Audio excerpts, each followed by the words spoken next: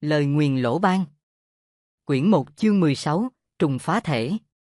Lưỡi rìu trăng khuyết của Lỗ Thịnh Hiếu tựa như một phi tiêu công, sau khi lượn thành một vòng cung rộng trong không gian đã bay trở lại, thế nhưng, khi lưỡi rìu đã bay lại gần, đúng vào khoảnh khắc sắp vào tay ông đến nơi, lại một con chó điên nhảy chồm lên, lao bổ vào ông, cú tấn công hung hãn và nhanh như chớp. Lỗ Thịnh Hiếu sau một hồi chống đỡ giờ đã hoa mắt chóng mặt, lực bất tòng tâm.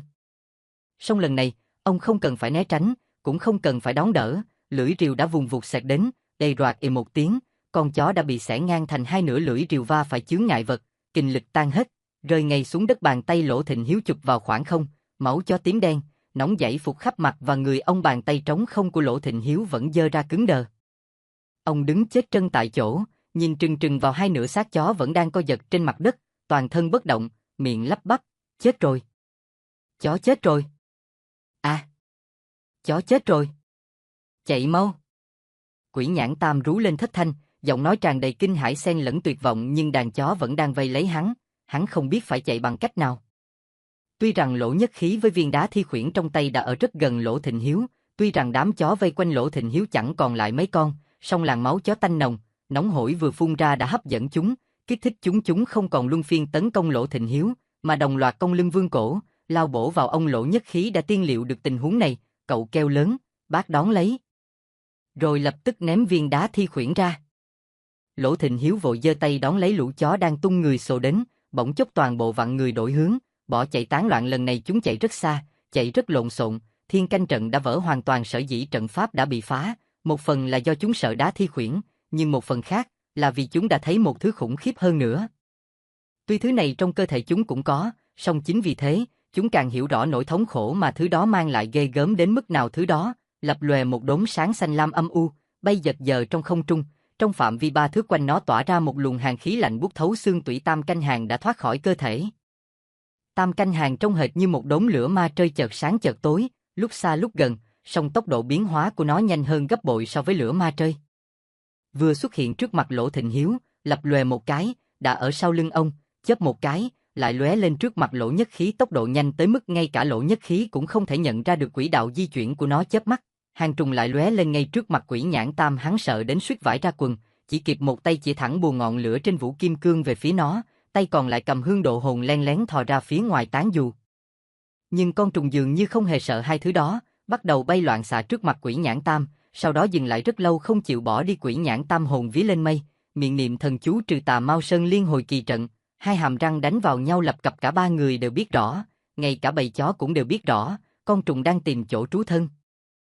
Nó đang lựa chọn xem nên lấy bộ não của ai làm tổ ấm mới. Nó dừng lại rất lâu, rồi chớp một cái, lại lóe lên trước mặt Lỗ Nhất Khí, song trong cái lập lòe này, phát hiện ra một sự khác lạ, lại lập lòe một cái nữa, nó đã đến trước mặt Lỗ Thịnh Hiếu. Lỗ Nhất Khí lại tiếp tục phát hiện ra sự khác lạ đó, nó chỉ dừng lại chốc lát trước mặt Lỗ Thịnh Hiếu, trực tiếp lao thẳng về phía Quỷ Nhãn Tam. Lỗ Nhất Khí đã cảm nhận được, con trùng này gặp phải làn hắc khí hôi tanh liền lập tức rút lui, xem ra nó cũng sợ đá thi khuyển. Tốc độ của nó đang dần chậm lại, lúc một chậm hơn. Đương nhiên, chỉ có Lỗ Nhất Khí mới cảm nhận được sự biến hóa này. Ban đầu, hai lần di chuyển của hàng trùng thực sự không nhìn ra được quỹ đạo, nhưng sau khi nó dừng lại khá lâu trước mặt Quỷ Nhãn Tam, Lỗ Nhất Khí bắt đầu cảm nhận được quỹ đạo di chuyển của nó. Bởi vậy, phản ứng tránh né của con trùng khi chạm phải làn thi khí tỏa ra từ viên đá thi khuyển đã rõ mồn một trong óc cậu. Cậu còn hiểu rõ hơn rằng, bác cậu đang có viên đá thi khuyển bảo vệ, Quỷ Nhãn Tam cũng có được hai vật phòng ngự, chỉ có cậu là không có gì. Thế là cậu từ từ vứt khẩu súng xuống đất, lôi hộp ngọc ra. Cậu biết, chiếc hộp này là một bảo bối, đặc biệt là sau khi đã bỏ viên đá thi khuyển ra, không còn bị luồng thi khí nặng khống chế, chiếc hộp càng tỏa hào quang rực rỡ, khí quý tràn trề, hơi thở phập phồng, linh động khác nào một sinh vật sống. Lỗ Nhất Khí thầm nghĩ, đời con trùng đã sợ đá thi khuyển, không chừng nó cũng sợ bảo bối này chăng? Sau một hồi do dự ở phía trước Quỷ Nhãn Tam, hàng trùng lại tiếp tục bay về phía Lỗ Nhất Khí, tốc độ lại chậm hơn chút ít so với khi nãy. Lần này, Tam Canh Hàn không bay đi nữa, nó đã chọn Lỗ Nhất Khí. Nó bắt đầu bay lòng vòng quanh đỉnh đầu cậu, dần dần thu hẹp vòng bay.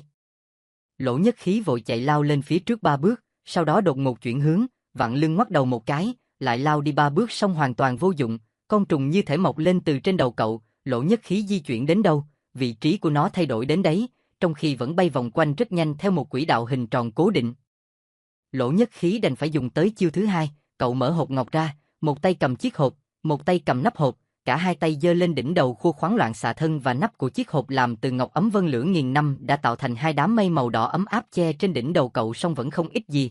Con trùng không hề sợ món bảo bối này, nó vẫn bay vòng tròn quanh đỉnh đầu cậu, nhưng tốc độ có phần chậm lại, dường như nó đang tận hưởng hơi ấm tỏa ra từ chiếc hộp.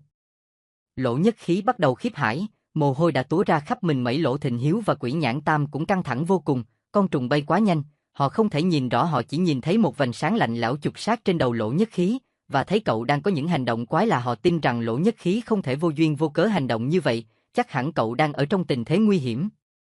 Quỹ đạo bay của con trùng nhanh chóng thu hẹp lại, áp sát đỉnh đầu của Lỗ Nhất Khí, tốc độ cũng mỗi lúc một chậm dần. Đột nhiên, trong đầu cậu lại lóe lên một tia sáng, con trùng sẽ lao xuống bất kỳ lúc nào, cần phải nắm chắc được thời điểm. Thế là cậu không khua khoắn loạn xạ nữa, mà cậu đứng im, hai tay vẫn cầm nắp hộp và thân hộp, giơ lên cao quá đỉnh đầu một chút, khép hờ hai mắt. Cậu có thể cảm nhận được con trùng đang lượn vòng, cậu có thể nghe được tiếng rung động phát ra từ đôi cánh trong lúc nó bay, thậm chí, cậu còn cảm nhận được cả hơi thở của nó mỗi lần nó thở ra, hàn khí buốt lạnh thấu tận xương tủy. Lỗ Nhất Khí đang ráo riết tìm kiếm, cậu cần tìm một vị trí, một tốc độ, một thời điểm. Vị trí là vị trí mà con trùng sắp sửa hạ xuống, tốc độ là tốc độ cậu đưa tay ra, còn thời điểm chính là thời điểm đóng nắp hộp lại. Cậu đang nhẩm tính quỹ đạo chuyển động của con trùng, đang đo lường tốc độ của nó, đang tính toán cự ly bay của nó. Thế là, trong não cậu đã định vị chính xác một vị trí, và thế là, hai tay cậu rất tự nhiên đưa lên rồi đó lại, đúng vị trí con trùng đang bay tới, tự như chính tự đâm đầu vào trong hộp. Đúng vào khoảnh khắc cậu đậy nắp hộp lại, khoảnh khắc ánh sáng xanh lét âm u của hàng trùng bị che kín bởi hai đám mây màu đỏ, một cái bóng màu xám bỗng lướt qua khóe mắt cậu, ngay bên ngoài cổng Thùy Hoa, hình như vẫn là cái bóng mà cậu đã nhìn thấy trong hành lang Yến Quy. Nhưng giờ đây, không phải lúc nghiên cứu về cái bóng đó, bọn họ cần nhanh chóng tụ lại một chỗ, cùng thoát khỏi nơi đầy rẫy nguy hiểm này. Cậu gật đầu ra hiệu cho bác và Quỷ Nhãn Tam, sau đó cất hộp ngọc vào trong túi áo. Chiếc hộp ngọc ấm vân lửa nghìn năm quả thực là bảo bối, Tam canh hàng bị nhốt trong đó, hàn khí đã bị phong tỏa hoàn toàn, cậu không hề cảm thấy dù chỉ một chút giá lạnh. Lỗ Nhất Khí muốn xem xét vết thương trên vai bác, song Lỗ Thịnh Hiếu lắc đầu không cho cậu xem, cũng không cho cậu băng bó. Cậu không hỏi vì sao, nhìn vai bác không còn chảy máu nữa, nên cậu cũng thôi. Đàn chó đang định vây họ lại, nhưng nhờ có viên đá thi khuyển trong tay Lỗ Thịnh Hiếu, nên chúng lại tản ra, song chúng không bỏ đi, mà bám sát phía sau họ khoảng 5-6 bước. Con linh miêu trên nóc xà nhảy vụt xuống dưới, đi theo sau bầy chó, còn con linh miêu bị bắn mù một mắt cũng xuất hiện từ bên ngoài cổng Thùy Hoa, miệng liên tục gầm gừ, đi sau cùng bầy chó bao vây. Quỷ Nhãn Tam vẫn cử động rất chậm chạp. Khi Lỗ Thịnh Hiếu và Lỗ Nhất Khí cầm viên đá thi khuyển trên tay đi tới trước mặt, chúng mới khó nhọc lê bước dịch sang một bên. Lúc này, Quỷ Nhãn Tam cũng đã lấy lại tinh thần, hắn cũng hiểu được rằng, có lẽ hương độ hồn trong tay hắn đã phát huy tác dụng, nên lũ chó vây quanh hắn không một con nào dám tấn công. Lỗ Nhất Khí đứng gần Quỷ Nhãn Tam, nên hương độ hồn ít nhiều vẫn có một chút tác dụng, bởi vậy bầy chó điên vây quanh cậu tấn công có phần chậm rãi, chưa thực sự hung dữ. Lỗ Thịnh Hiếu ở xa nhất, bầy chó quanh ông không bị ảnh hưởng, nên chúng tấn công nhanh nhất, và cũng hung hãn nhất. Kỳ thực, Quỷ Nhãn Tam vẫn chưa hoàn toàn hiểu đúng, không phải là hương độ hồn đã phát huy tác dụng, mà tác dụng thực sự đến từ bột hương thiên Phật của chùa Đại Giác được bọc bên trong hương độ hồn. Bột hương thiên Phật được dùng để kính Phật, trừ tà, định tâm, xua đuổi côn trùng. Trong bột hương hàm chứa một lượng thuốc an thần nhất định, đặc biệt hữu hiệu đối với các loại côn trùng, tiếp đến là các loài động vật nhỏ, ở người sẽ có tác dụng tĩnh tâm, trừ bỏ ưu phiền. Chính hương thiên Phật đã khiến cho tốc độ của Tam canh hàng mỗi lúc một chậm, khiến đàn chó dại trở nên trì trệ bất động, và khiến cho lũ Tam canh hàng ẩn trong óc chó ngủ vùi không tỉnh. Ba người đã tụ lại một chỗ, chẳng ai bảo ai, cùng di chuyển về phía nhà chính. Lúc này, đổi sang Lỗ Thịnh Hiếu tay cầm đá thi khuyển đi trước mở đường, tim ông như treo ngược theo mỗi bước đi. Ông vừa lo lắng trước mặt vẫn còn những khảm tử sống độc địa đang chờ đợi, lại vừa tập trung chú ý xem dưới chân và xung quanh có khảm tử chết nào hay không. Lỗ Nhất Khí đi ở giữa, tay lăm lăm khẩu súng. Quỷ Nhãn Tam cầm vũ kim cương đi sau cùng, hắn đi giật lùi, hắn biết hương độ hồn có tác dụng, bởi vậy vừa đi vừa thổi nhẹ vào đầu hương cầm trên tay để tỏa ra nhiều khói hơn nữa, nhằm xua đuổi bầy chó đang bám riết phía sau. Đã tới rất gần ngôi nhà chính tọa bắc hướng nam. Lúc này Lỗ Nhất Khí mới nhìn rõ, 4 gốc cây ở sát ngôi nhà chính là 4 cây dâu.